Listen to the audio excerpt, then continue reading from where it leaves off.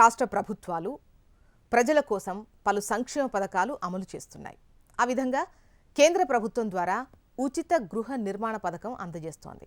పథకం కోసం ఎలా అప్లై చేసుకోవాలి అనేది ప్రజల్లో తరచుగా అడిగేటువంటి క్వశ్చన్.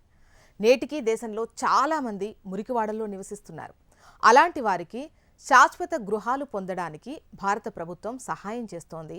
అందుకు ప్రభుత్వం 2017లో ప్రధానమంత్రి ఆవాస్ యోజనను ప్రారంభించింది. ప్రధానమంత్రి ఆవాస్ యోజన కింద ఇళ్లు పొందడానికి ఆదాయం ఆధారంగా ప్రజలను 3 గ్రూపులుగా విభజించారు. ఈ కేటగిరీల కింద ప్రజలు సబ్సిడీ రుణాన్ని పొందవచ్చు. మొదటిదొచ్చేసి ఈడబ్ల్యూఎస్, ఆర్థికంగా బలహీనమైన విభాగం. ఎల్ఐజీ అంటే తక్కువ ఆదాయ వ్యక్తులు. ఎంఐజీ అంటే మధ్యస్థ ఆదాయాన్ని సంపాదించేవారు. ఇందులో ఈ ఎంఐజీ కేటగిరీ వచ్చేసి 6 నుంచి వార్షిక ఆదాయం వచ్చేసి 12 లక్షల వరకు ఉండాలి. ఈ వర్గం వారికి 9 లక్షల వరకు సబ్సిడీ రుణ మొత్తాన్ని పొందగలుగుతారు.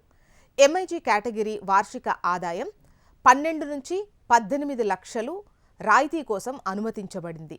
క్రెడిట్ పరిమితి 12 లక్షలు. ఎల్ఐజీ వర్గం యొక్క వార్షిక ఆదాయం 3 నుంచి 6 లక్షల మధ్య ఉండాలి. వీరికి మంజూరైన రుణ మొత్తం 6 లక్షలు. ఈడబ్ల్యూఎస్ కేటగిరీ వార్షిక ఆదాయం 3 లక్షల వరకు ఉండాలి. వారికి సబ్సిడీ రుణ మొత్తం 6 లక్షలు. ఈ రుణాలు నిర్దిష్ట రేట్లలో సబ్సిడీ పొందుతారు. ప్రధానమంత్రి ఆవాస్ యోజన పథకం నిబంధనల ప్రకారం ఒక కుటుంబంలో ఒక వ్యక్తి మాత్రమే పథకం యొక్క ప్రయోజనాన్ని పొందగలరు.